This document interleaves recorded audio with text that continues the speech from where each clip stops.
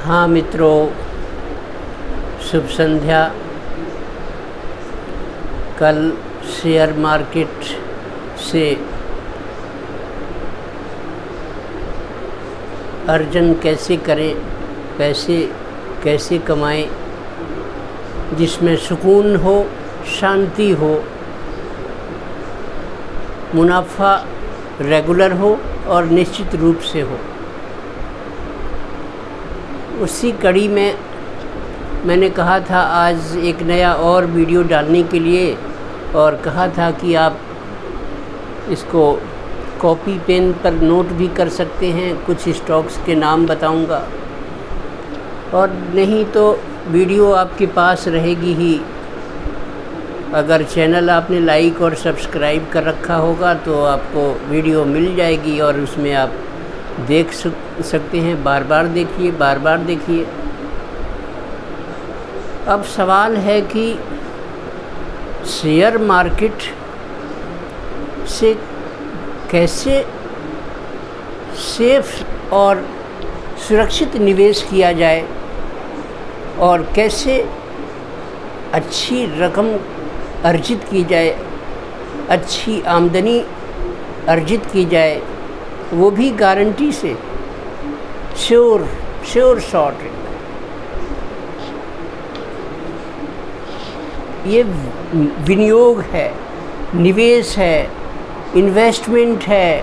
Long term के लिए समझ लीजिए, या फिर शॉर्ट टर्म करते हैं तो शॉर्ट टर्म तो अब आप मुनाफा जब दिखे 4 दिन भी लग सकते हैं, 3 दिन में हो सकता है। आज ख़रीदा सुबह और शाम तक आज का आज मुनाफा आपको दिखने लग जाए मार्केट क्लोज होते होते, या कल आ जाए, परसों आ जाए। मार्केट के अनुसार आपको जो टारगेट है 3% प्रॉफिट या 2% प्रॉफिट, जो भी आपने अपनी संतुष्टि के लिए तय कर रखा है, 2 से 3% मार्जिन मिल गया, मुनाफा मिल गया तो आप एग्जिट कर सकते हैं, सेल कर सकते हैं, प्रॉफिट बुक कर लीजिए। दोबारा फिर कल से वही खरीदना शुरू। सवाल ये है कि अगर इसको लॉन्ग टर्म में करें तो कैसे करें। उसके लिए आपके पास बहुत तरीके हैं। आप प्रत्येक माह जब भी आपको कोई, अगर आप सैलरीड पर्सन हैं, वेतन पाते हैं, तनख्वाह मिलती है, मासिक सैलरी मिलती है, तो वो कोई तारीख होगी जिस तारीख तक आपको निश्चित रूप से सैलरी मिल जाती है। बचत व्यक्ति को करना ही चाहिए, आदत में रखना चाहिए कि हमें कुछ बचाना है अपनी आय में से। भले ही आपकी आय कम है, मान के चलिए आपकी आय अगर 15,000 है तो 10% भी अगर आप बचत करने की चेष्टा करेंगे तो 10% 1,500 रुपया होता है। आप 1,500 रुपये हर महीने बचत करने का एक संकल्प, एक प्रतिज्ञा बना लें। जो चाह लेंगे, आप दृढ़ संकल्प ले लेंगे कि मुझे अब, ये मान लीजिए कि मुझे अब 15,000 वेतन नहीं मिल रहा है मासिक, बल्कि 1,500 घटा करके समझिए कि 13,500 रुपये ही मिलते हैं। इसी तरह से आपकी तनख्वाह अगर 50,000 है तो आप उसी अनुसार उसका 10% मान के चलिए कि आप बचाना है आपको, तो 50,000 का 10% 5,000 रुपया महीना होता है। 5,000 भी नहीं बचाते, कोई बात नहीं, 3,000 2,000 कुछ बचाने की कोशिश कीजिए भविष्य के लिए, और उतना ही बचाइए जिससे आपकी गृहस्थी के खर्चे प्रभावित ना हों। अति आवश्यक जो खर्चे हैं उन्हें तो नहीं टाला जा सकता, तो उन सब के अनुसार अपना एक बजट तय कर लीजिए। और प्रत्येक माह अगर आप मान लेते हैं कि 1,000 रुपये ही हर महीने की एक सैलरी मिलने के बाद आप उसको स्टॉक मार्केट में इन्वेस्ट कर देते हैं, और आप चाहते हैं कि मुझे सुरक्षित SIP चलती रहे, 1 साल, 2 साल, 3 साल, 5 साल, 10 साल, 15 साल, 20 साल, जितनी आप अगर मान के चलिए कि आपकी उम्र अगर 20 वर्ष है तो आप रिटायरिंग एज अगर 60 वर्ष होती है तो आप 50 वर्ष में ही 50 वर्ष की आयु तक पहुँचते पहुँचते 30 साल और अभी आपके पास में समय है। 30 साल अगर प्रत्येक महीना एक एक हज़ार बूंद बूंद करके तो घड़ा भरता है। 1000 ईच मंथ अगर आप सेव करते हैं, किसी भी बैंक, पोस्ट ऑफिस, कहीं आरडी खोलकर इन्वेस्टमेंट प्रत्येक मास करते हैं, तो उसी हिसाब से समझ लीजिए हर महीने एक निश्चित आय के अनुसार 1000, 2000, 1500 रुपया अपना अल्प बचत कर कर के और आप स्टॉक मार्केट में अच्छा गारंटेड कोई इन्वेस्टमेंट प्लान चुन लीजिए। जैसे अब मान लीजिए कि निफ्टी है, तो मैंने कल निफ्टी बीज की बात कही थी। निफ्टी बीज क्या है? ETFs हैं, एक्सचेंज ट्रेडेड फंड्स। निफ्टी में 50 स्टॉक्स हैं, अगर बड़े 50 मुख्य, पहले 50 हैं तो बहुत, लेकिन निफ्टी 50 में 50 मुख्य रूप से बड़े अच्छे एकदम जो है स्टॉक्स हैं, कंपनियां हैं जो लिस्टेड हैं। अब उन 50 कंपनियों के एक शेयर भी अगर आप खरीदेंगे तो बड़ी पूंजी की ज़रूरत पड़ेगी, जैसे 8 लाख, 10 लाख। अब इतना पैसा हर आदमी के पास नहीं होता। अब वो कैसे इन्वेस्ट करें निफ्टी 50 में? उसका एक सरल तरीका है कि आप अपने स्मॉल अमाउंट को, छोटी बचत को निफ्टी बीज में इन्वेस्ट कर सकते हैं। निफ्टी बीज क्या है? निफ्टी 50 का स्मॉल रूप है, छोटा रूप है। बीज, जैसे एक बीज में पूरा वृक्ष बनने की संभावनाएं निहित हैं, एक छोटे से बीज में, सीड में एक बहुत बड़ा वृक्ष समझिए कि उसमें मौजूद होता है, उसकी संभावना मौजूद है। उस बीज को भूमि पर बो दिया जाए, रोप दिया जाए तो अंकुरित होगा, और अंकुरित होने के बाद में समय के अनुसार धीरे धीरे पौधे से पेड़ बनता वो वृक्ष बनेगा। इसी तरीके से एक निफ्टी बीज स्मॉल सीड है, एक प्रकार से मानिए एग्जाम्पल की तौर पर, तो उसमें छोटा सा एक स्मॉल रूप जो है 100 टाइम्स कम, निफ्टी का जो वैल्यू है उसका 100 गुना कम मानिए कम से कम, तो लमसम उसके आसपास।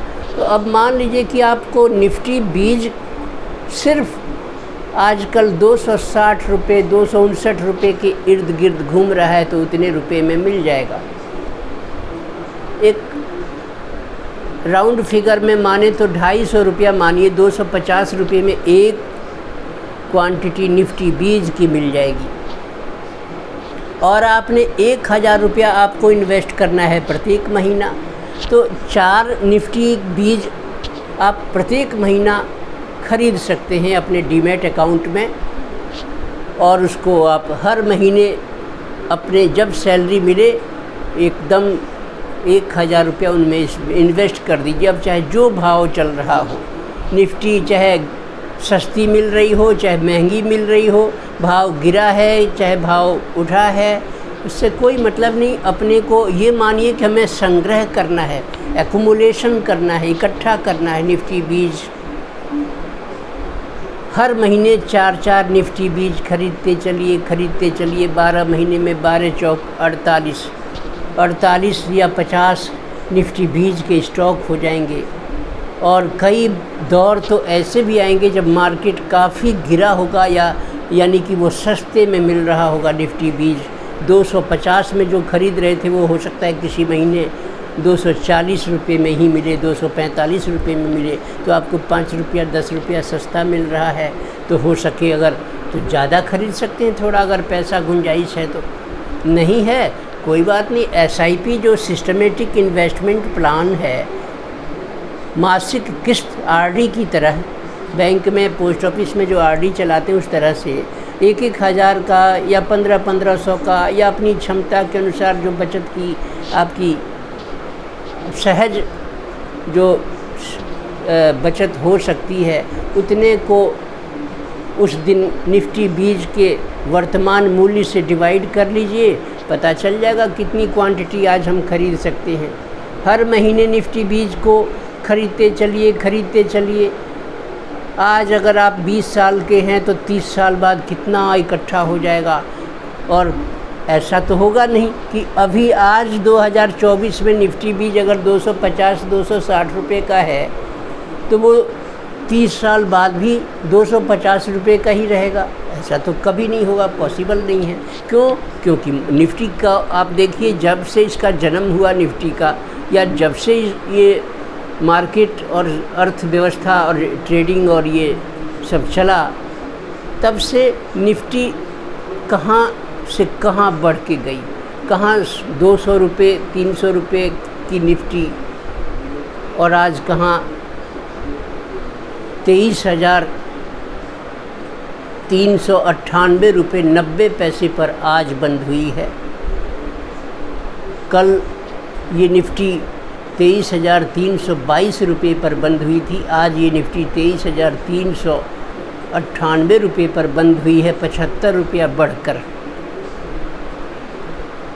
तो 23,000 पर 24,000 पर पहुंच गई ना, बहुत कम से शुरू होकर। तो इससे क्या पता चलता है कि निफ्टी और भारत की अर्थव्यवस्था लगातार अपवार्ड में ट्रेंड में है। बीच में कोरोना आया, तब मार्केट क्रैश हुआ था। 2008 में भी मार्केट बहुत क्रैश हो गया, हाहाकार मच गया। उन दिनों क्या हुआ? निफ्टी गिरी, लेकिन फिर धीरे धीरे फिर उठकर फिर अपनी रफ्तार पकड़ ली। तो पैसा थोड़े समय के लिए सस्ता मिलता है, मार्केट गिरने के कारण उसमें अधिक खरीद सकते हैं। तो आप क्या कीजिए कि अपने ट्रेडिंग अकाउंट में, चाहे वो जेरोधा से आप ट्रेड करें या एंजल वन के प्लेटफॉर्म से करें, या कोई आपका और किसी बैंक में डीमैट अकाउंट हो, वहाँ पर वॉच लिस्ट में आप अच्छे कुछ ETFs को रख सकते हैं चुनकर। मैं उनका नाम बता रहा हूँ। बहुत पावरफुल सिस्टम है। आप याद करेंगे कि क्या कमाल है, क्या सुझाव है और क्या सलाह है। ज़रूरी नहीं कि आपको अच्छा लगे तो करें, नहीं लगे कोई बात नहीं।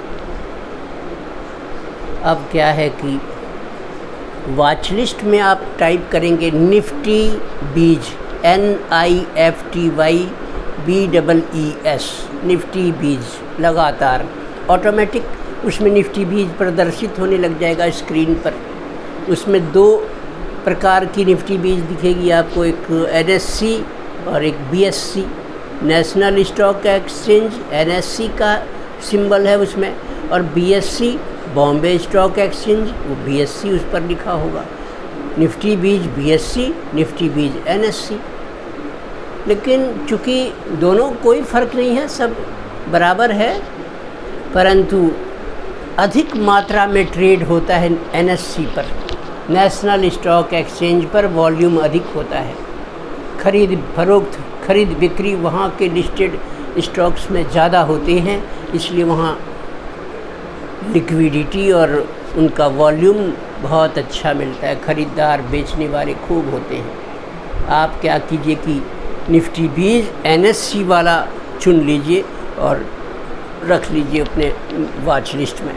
दूसरा स्टॉक बता रहा हूँ, दूसरा है PSU बैंक बीज, PSU बैंक बीज। लगातार टाइप करिए उसको और उसमें भी आप खरीद लीजिए NSE का, या स्टॉक को वॉच लिस्ट में रख लीजिए। तीसरा है एक स्टॉक का नाम मैं बता रहा हूँ CPSE ETF, वो भी आप NSE का वाला चुन लीजिए। 3 स्टॉक आपने चुन लिया, निफ्टी बीज, PSU बैंक बीज, CPSE ETF।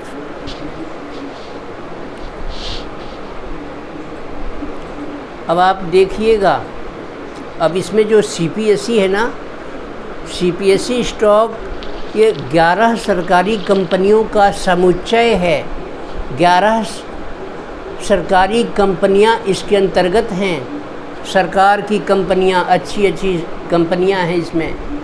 और अभी विगत इस पिछले इस वित्तीय वर्ष में 2022 से 23 के मार्च तक 31 मार्च 2024 और 1 अप्रैल 2023 से 31 मार्च 2024 के इस एक वर्ष का आप देखिए रिटर्न सीपीएसई, आप हैरान हो जाएंगे। सीपीएसई अकेले सीपीएसई का जो रफ्तार प्रॉफिट की रही है, इसने रिटर्न दिया है एक साल में 110%। बताइए 110%। यानी अगर आपने 10,000 का एक मुश्त लमसम इन्वेस्टमेंट कर दिया होता पिछले साल अब मार्च अप्रैल में मई में, तो आज वो पैसा कितना हुआ होता? 110% अधिक। 100% भी अगर हुआ होता तो आपका पैसा जस्ट डबल हो गया होता। 10,000 किया होता तो 20,000 हो गया होता या उससे भी अधिक। ज़रूरी नहीं है कि हर साल वो 110% की रफ्तार से ही चढ़ेगा भाव उसका। कभी थोड़ा माइनस प्लस लेसर और ग्रेटर जो भी उसका अमाउंट होगा, वो लेस और मोर जो भी थोड़ा बहुत अनुमान से होगा, वो कभी 100% बढ़ जाए, कभी 80% हो जाए। अरे मैं तो कह रहा हूँ कि अगर आपका प्रॉफिट, उसका ग्रोथ अगर 20% का भी 25% का भी रिटर्न दिया, तो बताइए क्या 25% का 20% का रिटर्न कम है? एक साल में एफडी करने पर सिर्फ 6.5% मिलता है ब्याज। ये अगर आपको 15% भी दे दे तो उससे तो मच मोर बेटर हो गया। जस्ट उससे अधिक ब्याज हो गया ना, मुनाफा। तो बिल्कुल एकदम पीसफुल, दिमाग को कोई स्ट्रेस नहीं रहता। थोड़ा थोड़ा पैसा अपनी बचत का, सीपीएसई का ही अभियान उठा लीजिए, सीपीएसई ईटीएफ खरीदने का, और कभी गिरावट हो ज़बरदस्त और एक्स्ट्रा पैसे हों तो मेरे हिसाब से तो उसमें आप ज़्यादा इन्वेस्ट कर दीजिए। जब मार्केट बहुत अधिक बढ़ा हुआ हो तो थोड़ा कम खरीद लीजिएगा।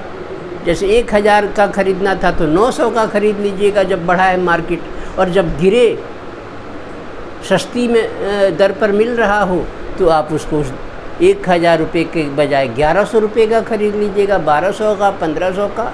इन्वेस्टमेंट पॉकेट जैसा अलाउ करता है, सरकमस्टांसेज ऑफ योर फैमिली, परिवार के परिस्थितियों के अनुसार आपका बचत प्रभावित होता है निश्चित रूप से, उस तरह से कर लीजिए। 2 साल, 5 साल, 7 साल कोई मोटा टारगेट बना लीजिए कि मुझे मकान खरीदना है, बच्चे को पढ़ाना है, बच्ची का विवाह करना है, तो उसके लिए पैसे को इकट्ठा करेंगे ना, कहीं आरडी खोलेंगे, एफडी करेंगे, रिकरिंग डिपॉजिट या कुछ इस तरह से। तो उस तरह से ही आप करिए, लेकिन उससे इधर वाली रफ्तार जस्ट अमेजिंग होगी, ताजुब में डालने वाली होगी। और never, you will never loss a single पैसा। कभी आपको लॉस नहीं होगा। हाँ, वो मार्केट के मिजाज के अनुसार ये ज़रूर है कि मान के चलिए मार्केट में अभी आपको कोई ज़रूरत है पैसे की, और सपोज कीजिए पैसे की तभी ज़रूरत है जब मार्केट गिरा हुआ है। अब आपको पैसे की ज़रूरत है, अब स्टॉक जो है वो अपने एवरेज प्राइस से माइनस में चल रहा है। अब आप बेचेंगे तो लॉस दिखेगा आपको, लॉस होगा। लॉस बुक क्यों करेंगे? इसलिए वही पैसा डालिए जो आप कि अभी आराम से इजी तरीके से आप उसे बचा सकते हों। अगर आपने कोई मान लीजिए आरडी ही चालू किया पोस्ट ऑफिस में या बैंक में, तो 2 महीना जमा किया, तीसरे महीने नहीं जमा किया, 4 महीने किया, 6 महीने छोड़ दिया, तो मज़ा नहीं आएगा, उस बचत में बचत ही नहीं होगी। ऐसे तो स्टॉक मार्केट में भी यही हाल होगा। हो सकता है तब आपको ब्याज भी आरडी वाला वो या एफडी वाला नहीं मिले। आज अभी एफडी किया और कल आपको ज़रूरत पड़ जाए या अगले महीने या 2 महीने बाद, और उससे आप तोड़ते हैं एफडी को, तो आपको वो ब्याज थोड़ी मिलेगा जो 1 साल के लिए तय था।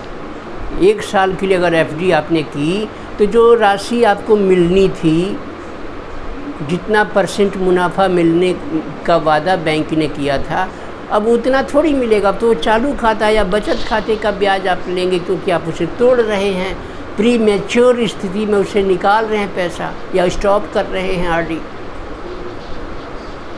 तो लॉस, नफ़ा नुकसान तो आपको हर जगह है। धैर्य रखना होता है। इजी मनी जो पॉकेट से बच सकता है उतना ही निकालना सीखिए, बचत कीजिए, बचत करना सीखिए कल के लिए। ये कहने का मतलब, तो आज मैंने आपको कितना स्टॉक बताया? निफ्टी बीज लगभग 260 रुपये का एक है। दूसरा है PSU बैंक बीज लगभग 82 रुपये 50 पैसे के आसपास आज हमने ख़रीदा था। CPSE ETF 93 रुपये 40 पैसे के आसपास करीब बंद हुआ है शाम को। सुबह में ये और सस्ता था, कल और सस्ता था, परसों और सस्ता था, अब थोड़ा चढ़ा है ये, अब थोड़ा महंगा मिल रहा है। लेकिन कोई बात नहीं, आप चाहे 93 रुपये 50 पैसे पर ख़रीदें CPSE को, लेकिन आप ये संकल्प ले लें कि इसे मैं तब बेचूंगा जब ये 100 रुपये का हो जाएगा, 99 रुपये का हो जाएगा। जब तक मुझे इस पर प्रत्येक शेयर पर 7 रुपये 6 रुपये 8 रुपये नहीं मुनाफा मिलेगा, तब तक मैं नहीं बेचूंगा। आप चाहें तो, चाहे आपने संकल्प ले लिया 5 साल चलाने का इस सिस्टमेटिक इन्वेस्टमेंट प्लान को, लेकिन आपको मान लीजिए ज़रूरत पड़ जाए, कभी बीच में ही मुनाफा दिखने लग जाए, 3% दिख रहा है एकदम सामने स्क्रीन पर, 3% प्लस, तो आपका मन करे तो आप एक बार निकल जाइए, सेल कर दीजिए। 3% आपके घर में, आपके हाथ में आ गया मुनाफा। कल फिर मार्केट खुलेगा, मार्केट तो रोज़ खुलता है, शनिवार रविवार की छुट्टी रहती है बस। तो जब फिर नेक्स्ट मॉर्निंग मार्केट खुलेगा फिर ख़रीद लीजिएगा, या शाम को ख़रीद लीजिएगा। 3:30 बजे बंद होता है और 9 बजे खुलता है, 9:15 बजे। खुलते ही थोड़ा कई बार फ्लक्चुएशन है, कभी खुलते ही बहुत महंगा मिलता है और शाम को सस्ता हो जाता है, कभी सवेरे सस्ता मिलता है शाम को बढ़ जाता है, और कभी साइडवेज मार्केट हो जाता है, ना ऊपर ना नीचे, वो साइडवेज 2-4 पॉइंट इधर उधर घूमता है।